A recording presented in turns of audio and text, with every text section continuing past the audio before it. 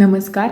टीच with छानवीमध्ये तुम्हा सर्वांचं मनापासून स्वागत. आजच्या व्हिडिओमध्ये आपण पाहणार आहोत की तुम्ही मुलांना लहान लहान वाक्य स्वतःच बनवायला कशा पद्धतीने शिकवू शकता. मागच्या व्हिडिओमध्ये आपण पाहिलं की मुलांना इंग्लिश वाक्य बनवता यावीत किंवा बोलता यावीत यासाठी कोणत्या गोष्टी, कोणत्या स्टेप फॉलो करणं गरजेचं आहे, कोणत्या गोष्टी माहिती असणं आवश्यक आहे. त्यानंतर आपण काही छोटी वाक्यसुद्धा व्हिडिओमध्ये पाहिली. यानंतर आज आपण पाहणार आहोत की तुम्ही मुलांकडून तीच वाक्य कशा पद्धतीने मुलांकडून तयार करून घेऊ शकता. चला तर मग व्हिडिओला सुरुवात करूयात. सगळ्यात आधी आपल्याला हे माहिती करून घेणं गरजेचं आहे की ज्या मराठी यामध्ये आता व्याकरणाचा थोडासा भाग येतो की ज्यावेळी मुलं आपण मराठी भाषा बोलत असतो त्यावेळी आपल्या वाक्याची रचना ही कर्ता, कर्म आणि क्रियापद या पद्धतीने केलेली असते. फॉर एक्झाम्पल, कर्ता, कर्म, क्रियापद या पद्धतीने आपल्या मराठी वाक्यांची रचना असते. कर्ताला म्हणलं जातं इंग्लिशमध्ये सब्जेक्ट, कर्म म्हणजे ऑब्जेक्ट आणि क्रियापद म्हणजे वर्ब. पण ज्यावेळी आपण इंग्रजीमधून वाक्यरचना करत असतो त्यावेळी इंग्रजी वाक्यरचनेमध्ये SVO हा पॅटर्न फॉलो केला जातो. म्हणजे वाक्याची रचना करताना SVO हा पॅटर्न यूज केला जातो. S म्हणजे काय, सब्जेक्ट, V म्हणजे वर्ब आणि O म्हणजे ऑब्जेक्ट.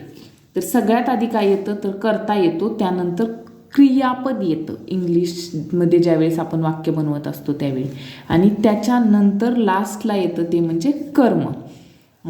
तर हा फरक राहतो मराठी वाक्यामध्ये आणि इंग्रजी वाक्यामध्ये. त्यामुळे मुलांना थोडं कन्फ्युजन होऊ शकतं. पण सगळ्यात महत्त्वाचं आहे की मुलांची शब्दसंपत्ती आधी वाढलेली असली पाहिजे. मुलांना जर व्यवस्थित बऱ्यापैकी शब्द इंग्लिशमधले माहिती असतील तरच ते वाक्य बनवू शकतात. त्यासाठी सगळ्यात आधी तुम्ही फोकस करायचं आहे की मुलांचे शब्द पाठ करून घ्यायचे आहेत. त्यासाठी तुम्ही डेली मुलांना नवीन 5 वर्ड दिले तरी काही हरकत नाही, जेणेकरून मुलांची हळूहळू शब्दसंपत्ती वाढायला मदत होईल. आणि ते शब्द आणि त्यांचे अर्थ यासहित माहिती असले पाहिजेत, तरच मुलांना इंग्लिशमध्ये वाक्यरचना करता येऊ शकते. कसं ते आपण पाहूया. जे रेग्युलरली आपण जे वाक्य यूज करतो, खाली बस, उभा राहा, बाहेर जा आणि खेळ, किंवा रडू नको, उठ, आंघोळ कर, जोरात बोल, या पद्धतीची छोटी वाक्य असतात. आपण सुरुवातीला तशीच वाक्य घेऊयात जेणेकरून तुमच्याही लक्षात येईल आणि तुमच्या मुलांच्याही लक्षात यायला मदत होईल. तर खाली बस, तर यामध्ये आपल्याला काय करायचे, सगळ्यात आधी मुलांकडून याच्याशी रिलेटेड म्हणजे खाली या शब्दाला काय म्हणतात तर डाऊन, इंग्लिशमध्ये काय म्हणतात, डाऊन. बस, सीट, डाऊन, सीट. आता हे झालं याचा अर्थ, खालीचा अर्थ डाऊन, बसचा अर्थ सीट. पण आपल्याला काय करायचं आहे, वाक्य बनवायला शिकायचं. त्यामुळे काय करायचं, आपल्याला SVO हा पॅटर्न फॉलो करायचा आहे. सगळ्यात आधी आपण काय करणार, कर्ता घेणार आहोत. पण या वाक्यामध्ये कर्ता नाही आहे, कारण ज्यावेळी यू किंवा तू हा कर्ता असतो त्यावेळी प्रत्येकच वेळी आपण तो वापरतो असं नाही.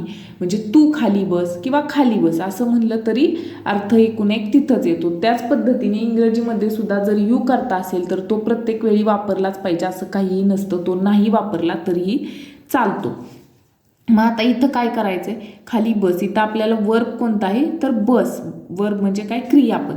म्हणून VO हा पॅटर्न आता आपला शिल्लक राहतोय. येस, करता नाही आहे म्हणून VO हा आपला पॅटर्न शिल्लक राहतोय. मग आपण काय करणार आहोत, आधी वर्ब घेणार आहोत. वर्ब काय आहे, सिट, सिट आणि डाऊन. बस, पण कुठे बस, खाली बस, म्हणून सिट डाऊन. तर हे झालं वाक्य तयार. एवढी छोटीशी अगदी 2 अक्षरी वाक्य तुम्ही मुलांकडून नक्कीच तयार करून घेऊ शकता. आणखीन एक वाक्य आपण पाहूया, जा आणि खेळ.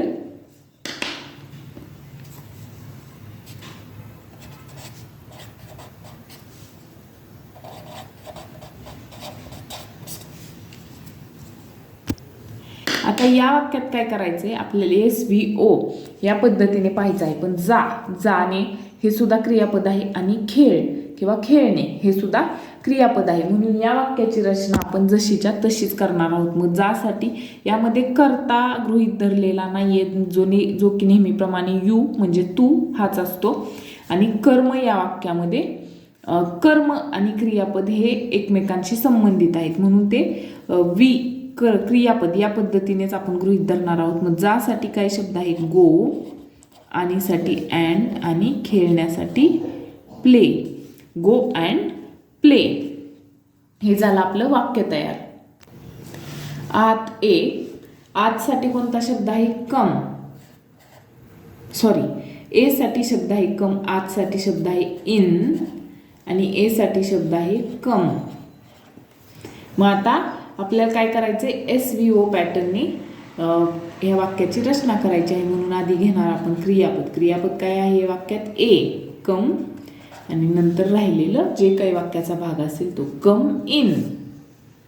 तर अशा पद्धतीने तुम्ही अगदी छोटी छोटी वाक्य मुलांकडून नक्कीच बनवून घेऊ शकता. त्यासाठी तुम्हाला आधी मुलांकडून त्यांची शब्दसंपत्ती वाढवून घ्यायची आहे, आणि ते झाल्यानंतर तुम्ही अशा पद्धतीचे वाक्य मुलांना तयार करायला सांगायचे आहेत, ज्यामुळे मुलांचा कॉन्फिडन्स वाढेल. मुलांना आत्मविश्वास आल्यानंतर मुलं पुन्हा पुन्हा प्रयत्न करतील, आणि त्याचा परिणाम हा होईल की मुलांना इंग्लिश बोलण्यासोबत इंग्लिश छोटी छोटी वाक्य बनवता सुद्धा येतील, जे की ते स्वतःची स्वतः बनवतील. आणि सुरुवातीला कदाचित ही वाक्य चुकू शकतात, पण तुम्ही त्याच्यात थोडंसं न रागवता व्यवस्थित त्याच्यात काय बदल करायचा हे मुलांना सांगितलं तर मुलांना हे इंग्लिश सेंटेन्स बनवताना सुद्धा नक्कीच आनंद होईल, आणि ते वापरताना सुद्धा आनंद होईल, आणि त्यामुळे त्यांना इंग्लिश बोलण्याची सवय लागेल. तर अशा पद्धतीने तुम्हाला हा व्हिडिओ आवडला असेल तर माझ्या व्हिडिओला लाईक, शेअर आणि चॅनलला सबस्क्राईब नक्की करा. धन्यवाद.